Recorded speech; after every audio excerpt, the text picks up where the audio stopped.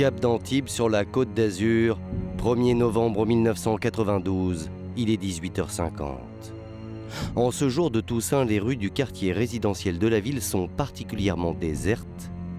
Un cycliste circule tranquillement lorsque soudain... Un cycliste est renversé sur une route de nuit. Un voisin va être attiré par le bruit et lorsqu'il sort, il n'y a plus de voiture. La voiture a pris la fuite. C'est là qu'il a constaté qu'il y avait un vélo et un cycliste qui est allongé sur le sol et rien d'autre, aucun véhicule, rien. Le chauffard s'est volatilisé. Le voisin contacte immédiatement les secours pour venir en aide à la victime. L'homme saigne abondamment de la tête. Il est entre la vie et la mort. Les secours décrivent un cycliste en très mauvais état médical qui va devoir entraîner une évacuation d'urgence dans l'hôpital le plus proche. Il est très gravement blessé, notamment très gravement blessé à la tête. Il a en effet une fracture du crâne très grave avec un œdème cérébral et qu'il est dans le coma. À l'hôpital de La Fontaine à Antibes, l'homme est rapidement identifié grâce à ses papiers. Il s'appelle Éric de Vriend, il a 35 ans. Il est conduit au bloc opératoire et subit plusieurs interventions chirurgicales pour fracture du crâne, avec succès. Ses jours ne sont plus en danger. Comme il est d'usage dans ces cas-là, les policiers ouvrent une enquête pour tenter d'identifier le chauffard qui a pris la fuite. Ils se rendent sur le lieu de l'accident, à la recherche du moindre indice. Il y avait eu, lors du constat de la police d'Antibes, des petits bouts de verre du phare de cette voiture qui avaient été retrouvés et mis sous scellé. Chaque phare a un code avec un numéro de série qui donne l'appartenance à la marque du véhicule et à son type de véhicule. Retrouver le numéro de série du phare permettrait de remonter jusqu'au modèle du véhicule qui a percuté Éric de Vriend. Ces éléments sont donc envoyés au laboratoire pour analyse. Les policiers continuent quant à eux leurs recherches en interrogeant le voisinage. Personne n'a rien vu. Il n'y a aucun témoin visuel des faits. Pas de témoin visuel, mais un témoin auditif. L'homme qui a prévenu les secours a entendu la voiture prendre la fuite. La voiture qui s'est enfuie serait, à son avis, en ayant reconnu le bruit du moteur, une Simca Horizon. En tant qu'électromécanicien, il nous fournissait un élément où il était certain que la marque du véhicule pouvait être une Simca. Sans autre preuve matérielle ou témoignage probant, la piste de cette Simca Horizon est la seule sur laquelle les enquêteurs peuvent travailler. Mais il ne s'agit que d'un banal accident de la route parmi tant d'autres. A priori, cette affaire n'a rien d'urgent. Ce dossier est mis sur une pile en instance, comme il y a beaucoup de dossiers, en attendant son tour. Ça aurait pu en rester là. Pourtant, 2 mois plus tard, cette enquête va prendre une étrange tournure.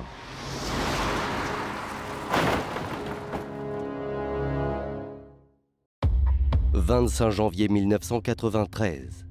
Une lettre reçue à la brigade accident du commissariat d'Antibes intrigue. Nos services sont saisis par courrier, par une compagnie d'assurance, la Norvège Union, je crois, qui nous demande copie du procès-verbal d'un accident mortel de la circulation. Or, selon le brigadier-chef Botelli, aucun accident mortel au nom donné par l'assurance n'a été signalé ces 2 derniers mois. Chercher dans les archives et on ne trouve pas d'accident mortel de la circulation à ce nom-là. Et donc, en compulsant d'autres dossiers en instance, on s'aperçoit que c'est un accident de la circulation avec délit de fuite. Mais en aucun cas, quelqu'un s'est manifesté pour dire que la victime était décédée. La victime n'est autre qu'Éric de Vriend, renversé le 1er novembre 1992. L'enquêteur est troublé. La compagnie d'assurance lui apprend le décès du cycliste qui était aux dernières nouvelles soigné à l'hôpital de La Fontaine. Donc à partir de là, on convoque la concubine, sa concubine, Madame Montillet, à savoir pour l'entendre et à savoir pourquoi. Nos services n'ont pas été avisés du décès de son concubin, pour la bonne cause qu'il y avait quand même une enquête qui était ouverte. Dès le lendemain de la réception de ce courrier, le 26 janvier, Geneviève Montigné, la compagne d'Éric de Vriend, se présente au commissariat d'Antibes.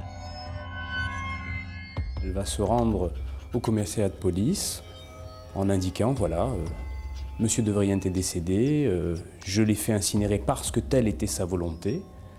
Voilà, à partir de là, ça nous a quand même un petit peu troublés. Geneviève Montigné raconte alors au brigadier-chef Botelli que son compagnon est sorti de l'hôpital de La Fontaine 9 semaines après l'accident. Donc l'état d'Éric de Vriend, bon, il est bien entendu sorti du coma. Son état s'est quand même amélioré, stabilisé. Geneviève Montigné le ramène chez lui, ou plutôt chez eux.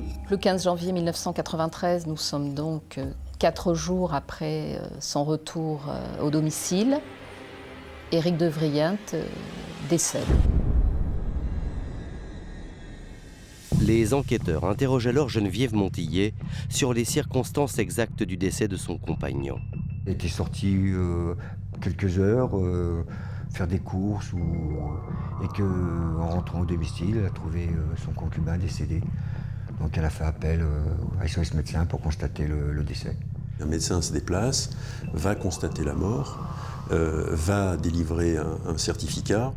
Et sur ce certificat de décès, le médecin précise la cause de la mort. Éric de Vriend, a priori, est mort d'un encombrement, d'un problème alimentaire. Il a fait une fausse route.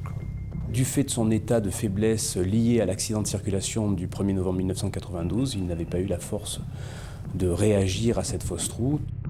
Selon le médecin, Éric de Vriend serait mort étouffé en avalant de travers.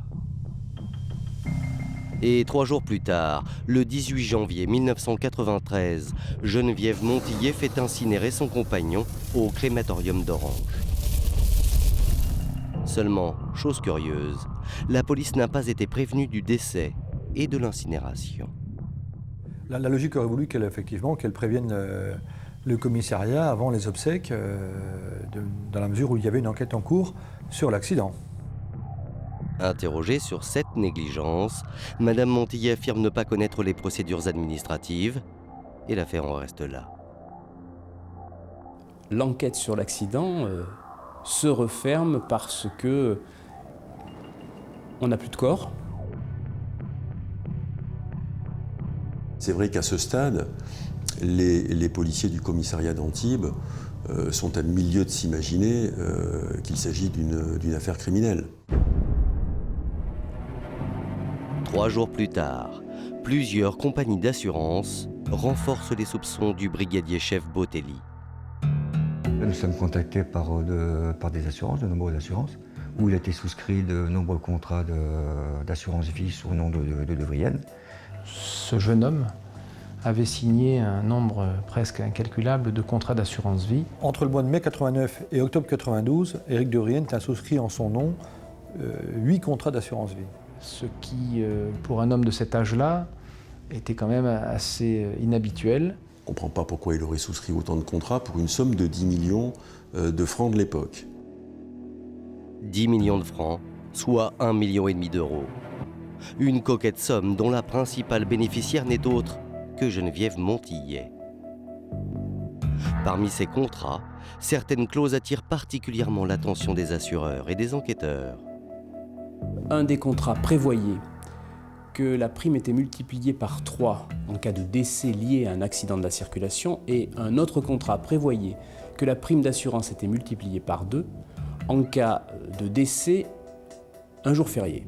Et c'est très exactement ce qui se passe, puisque l'accident à l'origine du décès s'est produit non seulement dans le cadre de la circulation routière, mais également un jour férié. Ça, pour les compagnies d'assurance, c'est quand même un petit peu étrange. Et il y a plus troublant encore. Plusieurs anomalies sont relevées sur les contrats d'assurance vie. L'une des compagnies auprès de laquelle l'un des contrats a été souscrit soutient que la signature figurant au bas du contrat n'est pas de la main d'Éric de Vriend. Ce que la compagnie suspecte, c'est un faux. Et une plainte va être déposée par cette compagnie d'assurance. Une deuxième plainte vient s'ajouter au dossier. Elle émane de Madame Topinka, la mère d'Éric de Vriend. Dans sa lettre au parquet de Grasse, elle ne fait planer aucun doute sur les intentions malveillantes de sa belle-fille. La mère de M. de Vriend, je pense, a toujours ressenti que le décès de son fils était plus que suspect. Et elle n'admet pas les circonstances de l'accident, elle a un doute. Mon fils n'est pas mort comme ça, il a été, c'est probablement sa compagne qui a tenté de le faire assassiner. L'accusation est très grave. D'après la mère d'Éric de Vriend, Geneviève Montillet serait à l'origine du décès de son fils. Et chose surprenante, elle révèle qu'elle a appris le décès d'Éric après son incinération. Elle l'apprend le lendemain de l'incinération, de la bouche même de Madame Montillet qui lui téléphone pour lui dire brutalement « Voilà, votre fils est décédé, je l'ai fait incinérer ». Et elle n'admet pas de ne pas avoir été prévenue du décès de son fils, de ne pas avoir été prévenue de son incinération, de ne pas avoir été prévenue des derniers instants auxquels, en tant que mère, elle avait droit d'assister. Faire incinérer la victime d'un accident de la route sans même en prévenir à la fois sa famille et les policiers chargés de l'enquête, c'est pour le moins étonnant, c'est le moins qu'on puisse dire. Madame Topinka ne cache pas dans son courrier qu'elle a toujours détesté sa belle-fille, et ce depuis le jour de la rencontre de son fils et de Geneviève Montillet. Tout commence en 1985. Éric de Vriend a 30 ans. C'est un jeune homme malade. Il souffre de troubles mentaux et particulièrement de schizophrénie. Il est traité dans un hôpital parisien. C'est alors qu'il va rencontrer Geneviève Montillet. Geneviève Montillet plaçait des télévisions dans les hôpitaux. Et elle avait placé une télévision dans sa chambre. Et c'est comme ça qu'ils s'étaient rencontrés et qu'ils avaient noué une relation qui par la suite a perduré. L'homme et la femme sympathisent. Geneviève Montillet est mariée, mère de 3 garçons. Éric, lui, est célibataire, sans occupation professionnelle pour raison de santé. Il est issu d'une famille bourgeoise qui subvient à ses besoins. Son père était directeur de banque en Asie. Son grand-père avait des brasseries dans l'est de la France, donc il s'était présenté comme ayant des Ferrari. La liaison amicale se transforme en liaison amoureuse. 2 ans plus tard, le couple donne naissance à une petite fille. La famille s'installe alors dans un appartement de 7 immeubles, dans un quartier tranquille de Juan-les-Pins. Très vite, Madame Topinka voit cette liaison d'un très mauvais œil, et elle se demande si Geneviève Montillet n'est pas plus intéressée par l'argent de la famille plutôt que par son fils. Alors, quand Madame Topinka écrit à la justice, elle est persuadée que sa belle-fille a tué son fils. La vieille dame porte plainte pour assassinat. Et le 23 février 1993, une information judiciaire est ouverte.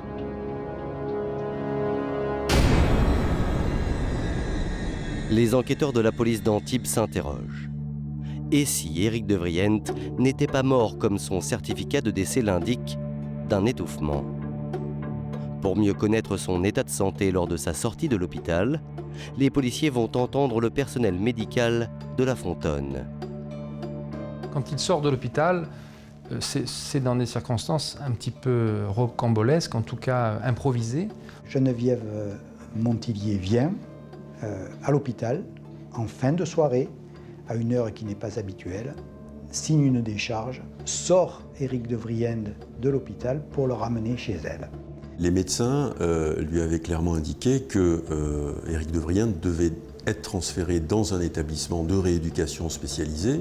Ils avaient réservé ce transfert et Mme Montillet a annulé ce transfert. Et donc, de sa propre initiative, elle a fait sortir Éric de Vriend le 11 janvier. Il n'est pas en état d'être sorti, ni de rentrer chez lui, ça c'est clair et net de la vie de tout le monde.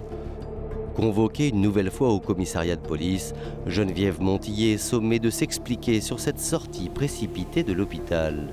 Je n'ai pas voulu qu'il aille en maison de repos parce que c'était trop loin de chez moi. Il serait plus à l'aise à son domicile que dans un établissement hospitalier. Autre interrogation. Pourquoi n'a-t-elle pas prévenu la famille du décès et des obsèques? Selon elle, Éric de Vriend avait coupé tout lien avec sa famille. Éric de Vriend entretenait avec sa famille des relations qui n'étaient pas excellentes, semble-t-il. Et en tout état de cause, les relations entre Geneviève Montillet et la famille d'Éric de Vriend n'étaient franchement pas bonnes. Quant aux signatures falsifiées sur les contrats d'assurance, Geneviève Montillet a encore une fois réponse à tout.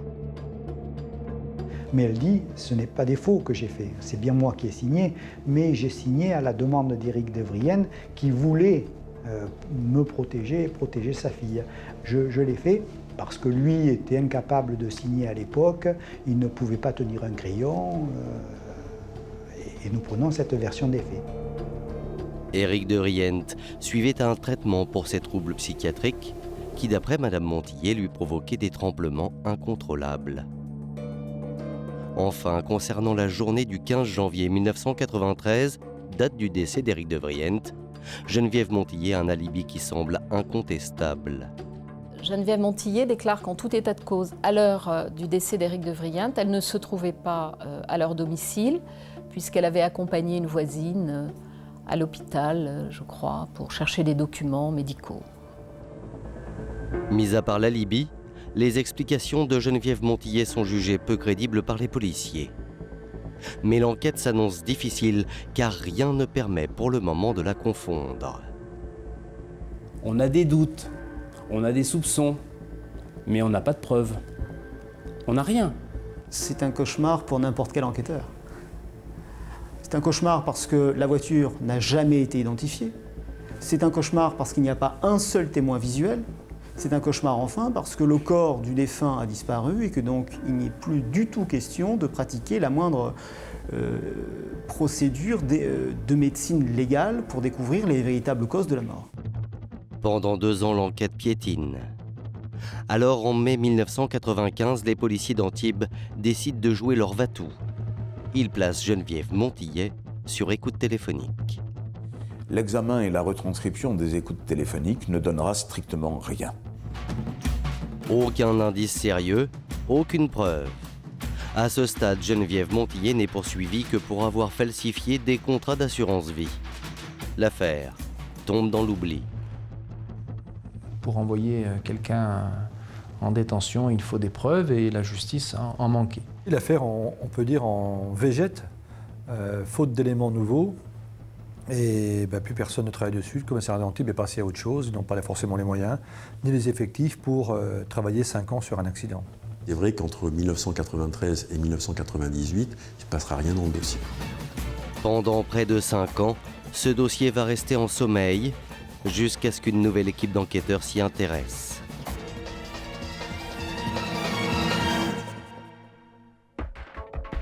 Au printemps 1998, une nouvelle juge d'instruction est nommée au tribunal de Grasse.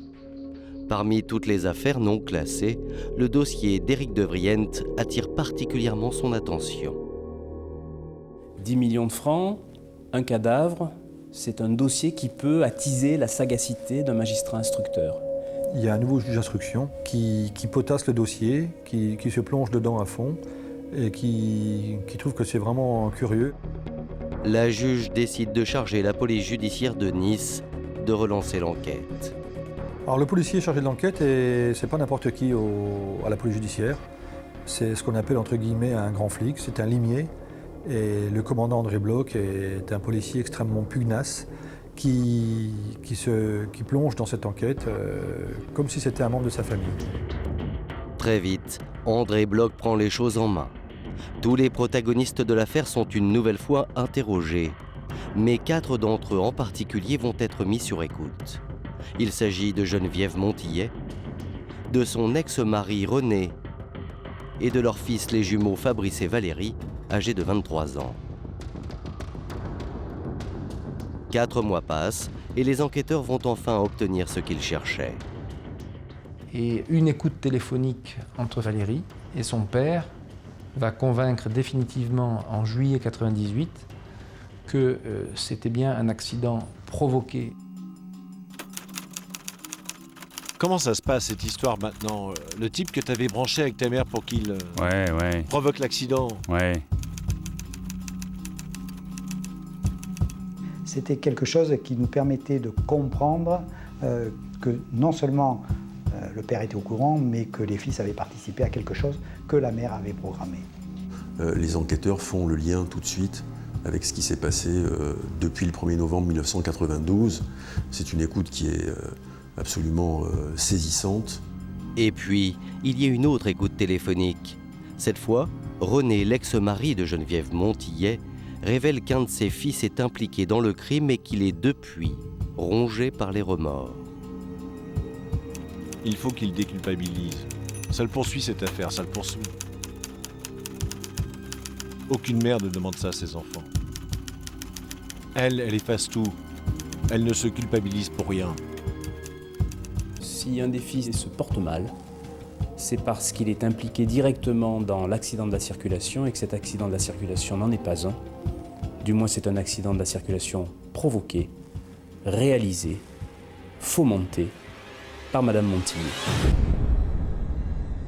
Pour la police, plus de doute. Éric de Vriend a donc bien été victime le 1er novembre 1992 d'une tentative d'assassinat organisée par sa propre compagne. Reste à savoir qui était au volant ce soir-là. Le 19 janvier 1999, la police judiciaire de Nice interpelle Geneviève Montillet, son ex-mari René et leurs jumeaux Fabrice et Valérie. Tous les 4 sont placés en garde à vue et interrogés sur les circonstances du décès d'Éric de Vriend. Les premières révélations vont venir du côté des 2 jeunes garçons, visiblement ébranlés par cette histoire. Lorsqu'ils sont placés en garde à vue, c'est extrêmement simple. Je pense que ces jeunes gens, à l'époque des faits, ils étaient âgés de 17 ans. Ces jeunes gens, à l'époque où ils sont interpellés, vivent dans le remords depuis 5 ans. Ils font aucune difficulté pour passer aux aveux. Aucune. Les 2 frères racontent alors l'incroyable machination imaginée par leur mère. Et les enquêteurs vont aller de surprise en surprise. Dans un premier temps, Valérie raconte que sa mère l'a sollicité pour se débarrasser d'Éric de Vriend. Mais le jeune garçon dit avoir refusé. Geneviève Montillet se tourne alors vers l'autre jumeau, Fabrice, et lui expose son plan. Et elle dit à Fabrice, ce qu'on va faire, c'est qu'on va faire croire à un accident de la circulation. Donc elle lui raconte qu'elle lui a fait souscrire des contrats d'assurance, qu'il y a un doublement de capital en cas d'accident un jour férié, qu'il y a même un triplement de capital en cas d'accident de la circulation. Sa mère lui demande alors de trouver un homme de main. Tu vas choisir une connaissance à toi dans les gens que tu fréquentes. Donc il faut trouver une personne qui ait la possibilité de conduire un véhicule, de conduire vite, et d'avoir aussi le sang-froid, le cran, d'écraser un cycliste. Fabrice accepte sans sourciller. Il faut dire qu'il est totalement sous l'emprise de sa mère. Les 2 fils de Madame Montillet sont en période de déshérence, délinquance notoire. Totalement désocialisés, c'est devenu des marginaux. Avec des rapports tout à fait hallucinants avec leur mère. Les enquêteurs découvrent que Fabrice et Valérie sont toxicomanes, qu'ils se livrent très souvent à un trafic de drogue dans lequel, chose incroyable, est impliquée Geneviève Montillet, leur propre mère. Elle tirait profit du trafic de stupéfiants de ses propres fils. Alors, ce n'était pas des trafiquants de drogue, hein, mais il y avait quand même un petit bénéfice, et ce bénéfice, une partie était remise à la maman, qui ne trouvait rien d'anormal à tout ça. Je crois qu'ils ont toujours été sous la coupe de leur mère et elle leur a souvent fait faire ce qu'elle voulait qu'ils fassent. Devant les enquêteurs, Fabrice raconte que conformément à la demande de sa mère, il va recruter un certain Yann Baudet, 17 ans, lui aussi toxicomane, pour éliminer Éric de Vriend. Les policiers l'interpellent et le placent en garde à vue. Le jeune homme passe aux aveux. Il confirme donc que non seulement il est bel et bien impliqué, que non seulement il était bien derrière le volant, et que c'est son ami, le fils de Geneviève Montillier, qui lui a procuré la voiture, et que si les deux jeunes mineurs ont fait cela, c'est bien sur instruction précise et répétée de Geneviève Montillier. Geneviève Montillier apparaît donc clairement comme l'instigatrice du projet meurtrier. Yann raconte qu'elle a su trouver les arguments très convaincants. Geneviève Montillier le tient en lui disant « Si tu fais ce que je te demande, je te donnerai 300 000 francs ». C'est inespéré pour un gamin à la dérive de 17 ans. Et Yann Baudet, qui a eu une enfance absolument déchiquetée par ses parents, qui n'a nulle part où aller, qui vit dans un squat, qui est polytoxicomane, pour lui, 300 000 francs, c'est comme 30 millions d'euros pour nous aujourd'hui. C'est enfin une porte de sortie. Yann Baudet et Fabrice racontent aux enquêteurs qu'ils ont suivi à la lettre les instructions de Geneviève Montillier. Quelques jours seulement avant l'accident, Madame Montillier indique la marche à suivre et le rôle de chacun à Yann Baudet. Il fallait que ça se fasse le 1er novembre, parce que lui disait ça rapporte plus d'argent et il fallait que ce soit un accident de la circulation. Il faut l'instrument du crime, c'est la voiture. Donc préalablement, on va voler la voiture. Donc Fabrice est allé voler une voiture, qu'il a fourni cette voiture à Yann Baudet et qu'il s'agit d'une Opel Omega. C'est la première fois que nous savons que la voiture n'est pas une Simca mais une Opel Omega. Le jour J, reste à Geneviève Montillier de convaincre son conjoint Éric de Vriente de sortir faire une balade à vélo. Le mode opératoire prévu par Geneviève Montillier, c'était « je vais envoyer Éric de Vriente au Cap d'Antibes ». Il avait un ami qui habitait là-bas. On va convaincre M. de Vriente de prendre son vélo, d'aller voir cet ami. Donc c'était pas quelque chose qu'il avait lui-même prévu, mais Mme Montillier avait prévu de le faire sortir en vélo ce jour-là. Donc il est aux alentours de 17h30, ce 1er novembre. Éric de Vriente quitte son domicile, enfourche son vélo. Et quand il sort avec son vélo, ce qu'il ne sait pas, c'est que Yann est dans la voiture, en train de l'attendre. Yann Baudet s'est garé dans le square juste en face de l'immeuble où vit Éric de Vriente. Quand il voit l'homme sortir de chez lui, il le suit et attend le moment propice, une rue déserte, pour passer à l'action. Au Cap d'Antibes, il y a des dizaines et des dizaines de petites rues, de virages, donc la chose est assez facile.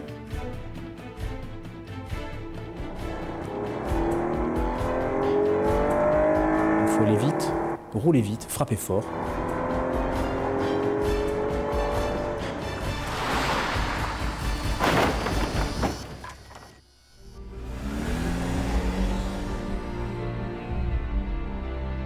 Seulement Yann Baudet prend peur et il ne remplit pas complètement le contrat passé avec Madame Montillier.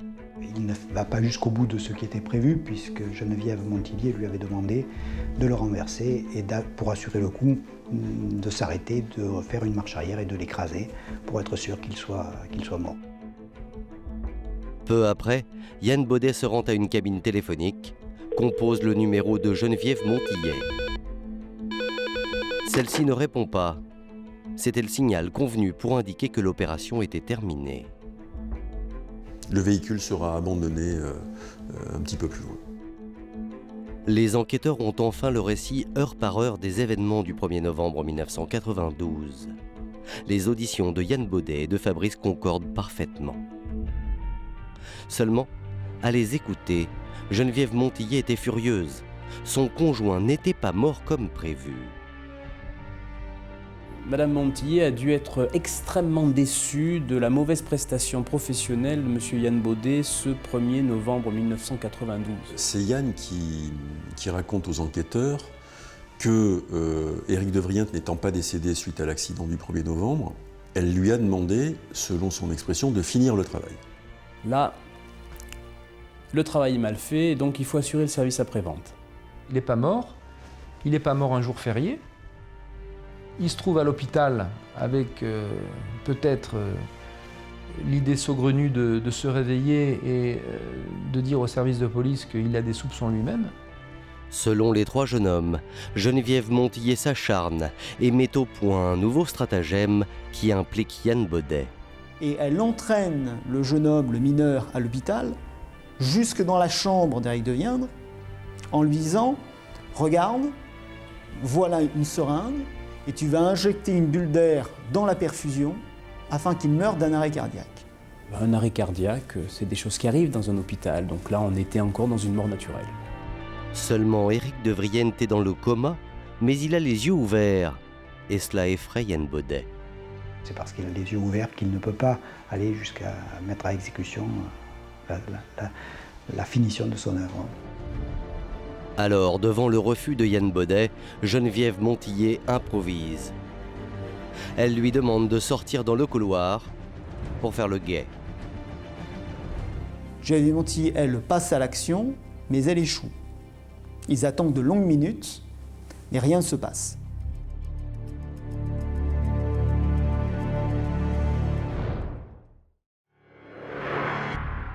Devant les policiers, Yann, Valérie et Fabrice accusent catégoriquement Geneviève Montillet d'avoir tenté par tous les moyens d'éliminer Éric de Vriend. Du coup, face à ces témoignages accablants, Madame Montillet passe à son tour aux aveux. Oui, elle a commandité. Oui, elle a préparé. Oui, elle a tout organisé. L'accident de circulation de M. de Vriend. Interrogée sur le mobile du crime, Geneviève Montillet, contre toute attente, se pose en victime d'Éric de Vriend. Elle indique que Éric de Vriend était un homme violent. Qui frappait, qui torturait psychologiquement, qui avait en quelque sorte une emprise néfaste sur la famille et elle n'en pouvait plus. Pire encore, Geneviève Montillet explique qu'elle craignait même pour leur petite fille, née 5 ans plus tôt. C'est-à-dire que j'avais peur que mon compagnon ne fasse certaines choses réprimées par la loi.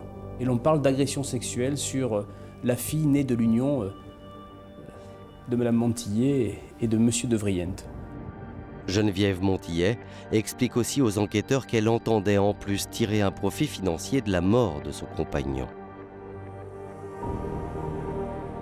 Elle avoue qu'elle est à l'origine de tout, qu'elle est à l'origine de la signature des contrats d'assurance vie, qu'elle a fait des faux sur ces contrats. J'ai falsifié ces contrats d'assurance. Éric de Vriend n'était même pas au courant. Et je l'ai fait parce que ce que je comptais, c'était de toute façon, donc c'est elle qui explique. Je comptais faire d'une pierre deux coups, m'en débarrasser et toucher le prix des assurances vie.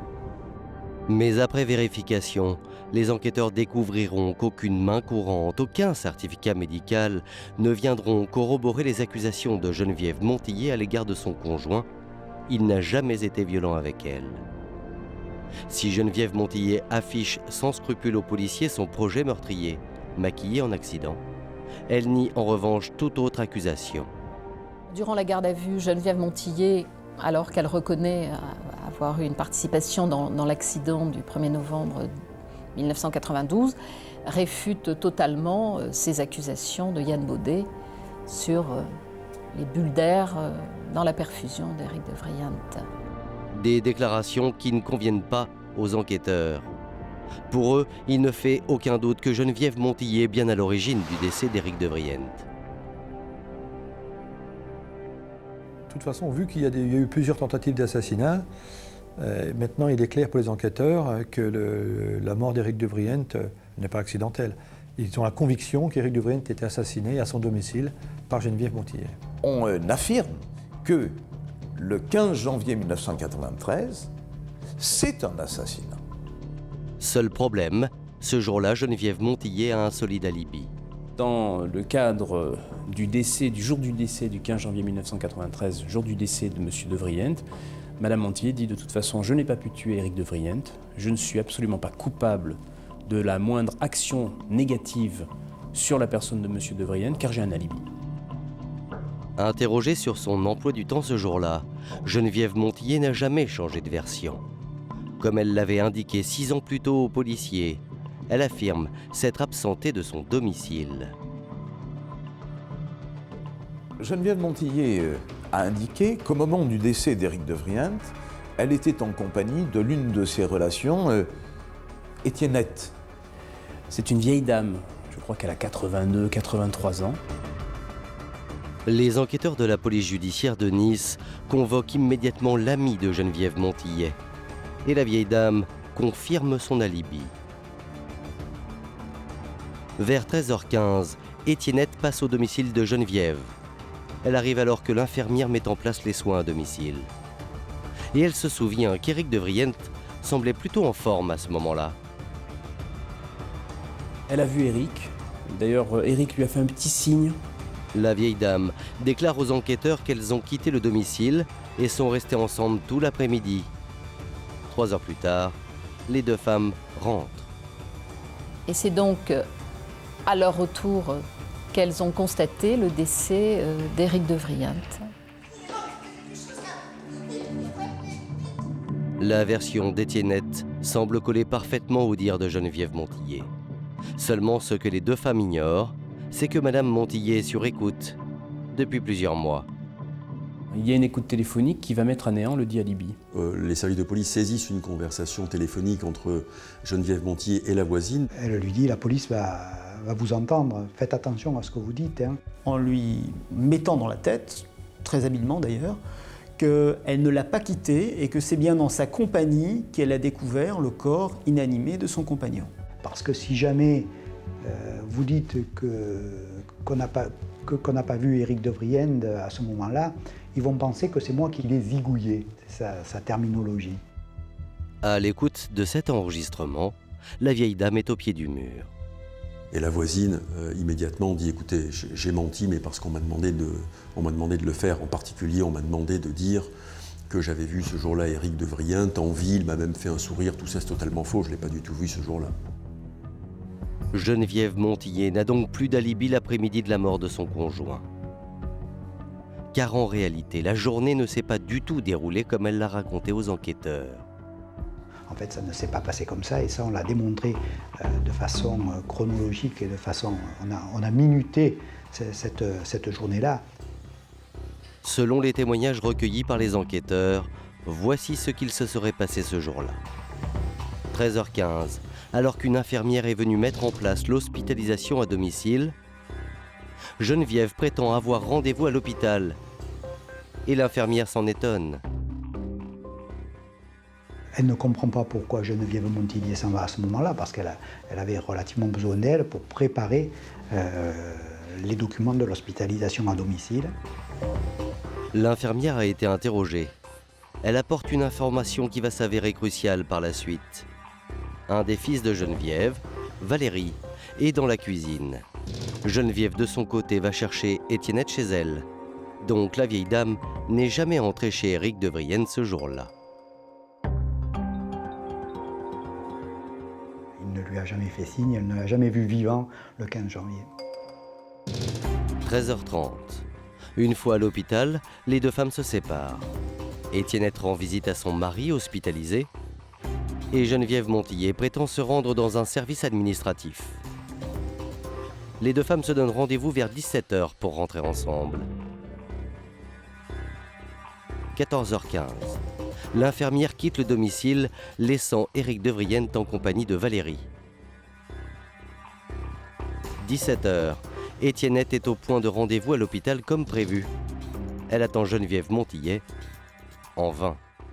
Et en fait, quand au bout d'un moment, dans la fin de l'après-midi, elle s'aperçoit que Geneviève Montillet n'y est plus, et elle rentre chez elle sans avoir vu Geneviève Montillet. Alors, pourquoi Geneviève Montillet n'était pas au rendez-vous avec Étiennette? Qu'a-t-elle donc fait après avoir quitté la vieille dame à l'hôpital? Les enquêteurs ont une hypothèse. Geneviève Montillet, les horaires le montrent, retourne chez elle après le départ de l'infirmière. Le décès d'Éric de Vriend est à ce moment-là. Geneviève aurait donc assassiné son conjoint cet après-midi-là. Reste une question sans réponse pour le moment. A-t-elle agi seule? Ou avec la complicité de Valérie, son fils, qui n'a pas quitté l'appartement? Seule certitude, à 17h34, Geneviève Montillet appelle SOS Médecins pour signaler le décès. Et ce n'est que vers 18h qu'elle appelle Étiennette pour l'informer de la mort d'Éric, comme l'a confirmé la vieille dame. Pour les enquêteurs, l'affaire est presque bouclée. Geneviève Montillet est le cerveau du meurtre. Yann Baudet, l'homme de main, Fabrice et Valérie seraient les complices. Et ils ne vont pas tarder à faire de nouvelles révélations fracassantes à propos de leur mère.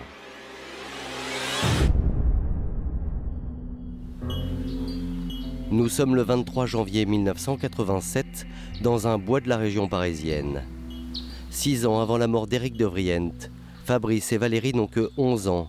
Et déjà, leur mère leur a confié une mission bien particulière. Et comme elle avait envie de se débarrasser d'Éric de Vriend, elle leur demande de simuler un accident de chasse avec une carabine et d'aller promener avec lui et de lui tirer dans la tête. C'est Fabrice qui, avec le fusil, tire sur Éric de Vriend pour l'atteindre dans la tête. Éric de Vriend n'est que légèrement blessé. Il sera hospitalisé, il n'y aura pas de plainte de M. de Vriend, on mettra ça peut-être sur une maladresse d'un enfant. Geneviève Montillet apparaît aux yeux des enquêteurs comme une femme machiavélique, prête à tout pour parvenir à ses fins. Et c'est René, son ex-mari, qui devant les policiers va porter la touche finale à ce portrait diabolique. Il raconte qu'en 1985, Geneviève Montillet a tenté de recruter un chômeur pour qu'il le tue. Mais qu'au dernier moment, l'homme a paniqué et a prévenu la police. Seulement à l'époque, quand René est alerté par les enquêteurs du projet meurtrier de son épouse, l'homme a une réaction plutôt inattendue. Mon mari n'a pas déposé plainte et on a considéré qu'il n'y avait pas un début d'exécution, mais de simples actes préparatoires. Et donc, il n'y a pas eu de poursuite contre Geneviève Montillet. Les enquêteurs sont abasourdis par les multiples projets criminels fomentés par cette femme. Le 21 janvier 1999, Geneviève Montillet, son fils Fabrice et son ami Yann Baudet sont mis en examen pour assassinat, tentative d'assassinat et complicité d'assassinat. Geneviève Montillet est placée en détention provisoire à la maison d'arrêt de Draguignan. Reste aux enquêteurs une dernière question à éclaircir, les circonstances exactes du meurtre d'Éric de Vriend, l'après-midi du 15 janvier 1993. Si les policiers sont convaincus qu'elle est l'instigatrice du meurtre, il leur faut découvrir qui a porté le coup fatal. Est-ce Geneviève Montillet ou son fils Valérie qui a passé l'après-midi entière aux côtés de son beau-père? Sur la version de l'infirmière, c'est lui qui est présent dans l'appartement. Geneviève Montillet n'y est pas. Et elle nous dit, quand je suis revenu, mon fils y était, mais moi j'y étais pas et il est mort. Les enquêteurs s'interrogent d'autant plus qu'à chaque tentative de meurtre, le mode opératoire est toujours le même. Geneviève Montillet a systématiquement fait appel à un complice. La personnalité de Madame Montillet, c'est un cerveau, mais elle a toujours besoin de bras ou de jambes. Elle dirige, elle prépare, elle organise, mais elle a toujours besoin d'une tierce personne. Valérie aurait-il tué Éric de Vriend sur ordre de sa mère? Ou Geneviève Montillet a-t-elle fait en sorte qu'il soit accusé à sa place? C'est bien cette dernière hypothèse que privilégient les enquêteurs. D'abord parce que ce jour-là, le jeune homme n'est pas tout à fait dans son état normal. Valérie ne se souvient pas du tout de ce qui s'est passé. Il était, je crois, sous l'effet de la drogue ce jour-là. Elle avait donné quelques francs à l'époque pour qu'il puisse s'alimenter ce jour-là en drogue, être shooté à ce moment-là. Et puis, il y a un autre élément qui laisse penser que Valérie a été manipulée par sa mère. Le jour du décès d'Éric de Vriend, le jeune homme n'avait aucune raison d'être présent dans l'appartement. C'est sans doute une des premières fois, depuis très longtemps, qu'elle l'a fait venir à son domicile parce qu'il n'avait pas du tout l'habitude d'y aller. Si elle l'a fait venir le 15 janvier, c'était peut-être pour lui faire porter le chapeau, parce qu'il n'avait rien à y faire ce jour-là. L'enquête aurait pu se contenter de ça et dire, bon, c'est Valérie qui a tué son Éric de Vriend. Hein. Nous avons quand même travaillé dessus de façon suffisante pour montrer qu'en fait, il n'y était pour rien. Ainsi, les charges contre Valérie sont abandonnées. Enfin, et c'est peut-être là l'incroyable cynisme de Geneviève Montillet, les policiers vont découvrir que le certificat de décès est un faux. Souvenez-vous, le médecin appelé par Geneviève Montillet au chevet du défunt stipulait Cause du décès consécutif vraisemblablement à une fausse route, induite par un encombrement trachéolaryngique, lui-même dû à un accident du 1er novembre 1992 et ses conséquences. Or, les choses ne se sont pas exactement passées comme cela. Voici ce que le médecin avait dans un premier temps inscrit sur le certificat. Il dit dans son rapport médical que le défunt est décédé d'une crise cardiaque. Mais 3 jours plus tard, le médecin raconte qu'il a reçu la visite surprise de Geneviève Montillet. Et pour qu'elle puisse toucher les primes d'assurance vie, elle lui a demandé de falsifier le certificat et de modifier les causes de la mort. Le médecin aura une certaine franchise devant les services de police. Il indiquera que Madame Montillet lui a indiqué les raisons pratiquement du décès. C'est un constat médical qui se fait sur les simples dépositions de Madame Montillet, un copier-coller. Ainsi, selon le médecin, Éric de Vriente n'est pas mort d'une fausse route. Et en l'absence de corps, les enquêteurs ne pourront jamais déterminer les causes exactes du décès.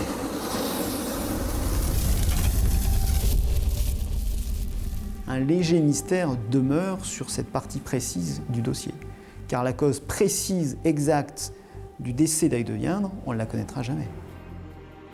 Faux en écriture, manipulation, de multiples tentatives de meurtre prémédité, Geneviève Montillet est acculée.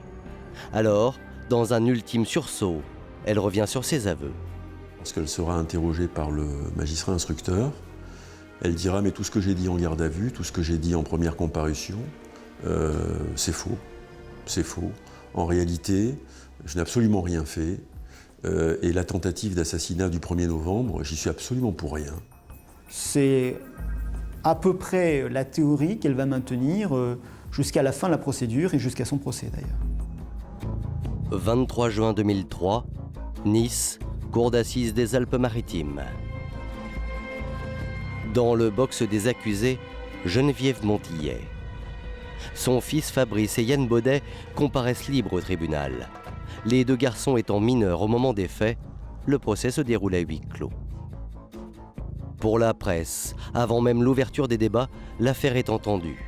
Les journaux la surnomment même la diabolique d'Antibes. Il est sûr qu'au début de l'audience de la cour d'assises, le climat est lourd, le dossier est sale. La personnalité de Madame Montillet est détestable. C'est la chronique d'une condamnation annoncée. Pour la défense de Geneviève Montillet, la tâche s'annonce difficile. Premier argument avancé, l'absence totale d'éléments matériels dans le dossier. Très sincèrement, il y avait matière à plaider, matière à se défendre sur l'assassinat ou la tentative d'assassinat à l'hôpital, parce que là, mis à part des déclarations, les éléments objectifs n'étaient pas nombreux. Un argument qui ne fait pas long feu dans la cour d'assises. Mais seule contre tous, Geneviève Montillet ne s'avoue pas vaincue. Elle ne recule devant rien. C'est-à-dire, je suis une victime, c'est moi qu'on a manipulé, mes enfants sont ceux qui ont organisé la mort d'Éric de Vriente. On a assisté à ça devant la cour d'assises, c'est-à-dire une mère qui dit à ses enfants « mais pourquoi vous avez fait ça ?» Elle a maintenu sa thèse selon laquelle c'était Fabrice qui avait tout manigancé. Et ça, croyez-moi, il a répondu avec force que cela n'était pas vrai. Dans la salle d'audience, personne ne la croit. Pourtant, Geneviève Montillet s'obstine. Une attitude qui, au fil des jours, va la desservir. Elle s'est enfoncée en permanence avec une défense complètement ridicule de négation d'évidence. Vous avez une glace qui sépare les avocats de la défense de l'accusé. Elle passera les journées d'audience à taper sur cette vitre pour que ses conseils se retournent. Allant jusqu'à les interrompre pour donner des petites précisions sur des points de détail. Comme elle a pu, en quelque sorte, contrôler Yann Baudet, comme elle a pu contrôler son fils et même son premier mari, je pense qu'elle a imaginé qu'elle pouvait contrôler également la cour d'assises. Seulement cette fois-ci, Geneviève Montillet ne contrôle personne. Sa véritable personnalité éclate et les jurés ne sont pas dupes. Elle a convaincu personne, ou alors elle a convaincu tout le monde. Elle a convaincu tout le monde de sa culpabilité. Elle a convaincu tout le monde de son caractère vénal, de son cynisme et de sa légèreté par rapport à la vie humaine. Rien ne l'émeut, je ne parle même pas d'Éric de Vriente évidemment, mais rien ne l'émeut, rien. Alors qu'en réalité, autour d'elle, c'est un véritable désastre. Le verdict n'étonne personne. Geneviève Montillet est condamnée à 25 ans de réclusion criminelle. Yann Baudet et Fabrice sont eux condamnés à 5 années. Le fils de Madame Montillet se montre soulagé du verdict. Il était quand même heureux que tout soit dit devant des magistrats et des jurés capables finalement de faire le tri entre le mensonge de l'une et les vérités des autres. Le sort des deux jeunes hommes a ému les jurés qui ont été plutôt cléments avec eux. Même la propre mère d'Éric de Vriente, Madame Topinka, a été touchée par leur histoire. Quand je suis arrivée lundi au tribunal, je ne parle pas de Madame Montillet, qui est un monstre, mais j'en voulais aux enfants. Et aujourd'hui, je suis désolée pour eux. Les fils de Madame Montillet, Valérie et Fabrice, qui ont définitivement coupé les ponts avec leur mère, ont repris le cours d'une vie normale. Yann Baudet a depuis été impliqué dans une autre affaire criminelle. En 2007, il a été reconnu coupable de l'assassinat de son propre père et condamné à une peine de 25 ans incompressible. Quant à Geneviève Montillet, après 11 années d'incarcération à la prison de Rennes, elle est décédée des suites d'une longue maladie.